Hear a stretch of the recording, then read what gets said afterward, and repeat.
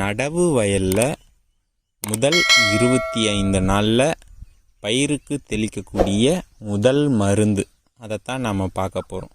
அதை நான் பயன்படுத்தினது 100% ரிசல்ட் இருக்குது. அதை தான் நான் உங்கள் கூட பகிர்ந்துக்கிறேன். முதல் மருந்து தெளிக்கும் போது மெயினாக நம்ம 4 விஷயங்களை கவனத்தில் எடுத்துக்கணும். ஃபஸ்ட், பூச்சிகளை கையாளுதல். ரெண்டாவது, தண்டு துளைப்பான் மற்றும் இலை சுருட்டு புழு. மூணாவது, நோய் மேலாண்மை. நாலாவது, வளர்ச்சிக்காக அது கூடவே டானிக் அல்லது உரத்தை சேர்த்து கொடுக்கலாம். இது மெயினான 4 விஷயந்தான் இருக்குது. இதை நீங்கள் சரியாக செஞ்சீங்கன்னா 100% ரிசல்ட் கன்ஃபார்ம். இப்போ நம்ம ஃபஸ்ட் பூச்சிக்கொல்லி. என்ன பூச்சிக்கொல்லி பயன்படுத்தலாம்? Lambda cyhalothrin 5% EC. நான் இந்த படங்கள் கூடவே என்னென்ன நோய்கள் இருக்குது, அதனால் வரக்கூடிய பாதிப்புகள் என்ன, அதையும் நான் சேர்த்தே நான் கொடுக்குறேன். நீங்களே பார்த்துக்கோங்க. முதல்ல பூச்சிக்கொல்லி. என்ன பூச்சிக்கொல்லினா லாம்டா சைக்ளோத்ரின் 5% ஈசி. அளவு 250 ml per acre. இதுவே போதுமானதாக இருக்கும். 250 ml போதும். ரெண்டாவது,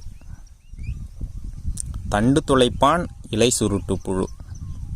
கார்டாப் ஹைட்ரோகுளோரைடு 50% SP. அளவுன்னு பார்த்தீங்கன்னா 200 கிராம் போதும். அதிகமாகலாம் தேவையில்லை, 200 கிராம் அதுவே போதும். நல்ல ரிசல்ட் இருக்குது. நம்ம அறுவடை வரைக்குமே ஒரு வாட்டி இதை பயன்படுத்திட்டோம்னா அறுவடை வரைக்குமே இந்த பாதிப்புகள் இருக்கவே இருக்காது. மூணாவது, நோய் மேலாண்மை. இதுக்கு நம்ம பயன்படுத்துறது ட்ரைசைக்ளோசோல் 75% வெட்டபிள் பவுடர். இதை நம்ம அதாவது ஆரம்ப நிலையிலேயே நம்ம பயன்படுத்திட்டோம்னா ஃப்யூச்சரில் எந்த பாதிப்புகளுமே வராது. இல்லை, எவ்வளவு பயன்படுத்தலாம்னா 120 கிராம் ஏக்கருக்கு. நாலாவது, பயிரினுடைய வளர்ச்சிக்காக நம்ம மருந்து கூடவே சேர்த்து கொடுக்க போகிறோம்.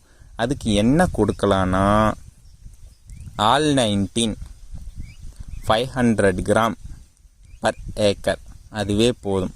இல்லை, டானிக்காக கொடுக்கணும்னா ஜிப்ரலிக் ஆசிட் 150 ml ஏக்கர், அதுவே போதும். இல்லை, fulvic acid, humic acid, amino acid இருக்குது. இதில் எதாச்சும் கொடுக்கணும்னா 300 ml per ஏக்கர். இதில் ஏதாச்சும் ஒன்று தான் கொடுக்கணும், எல்லாத்தையும் கலந்து கொடுக்கக்கூடாது.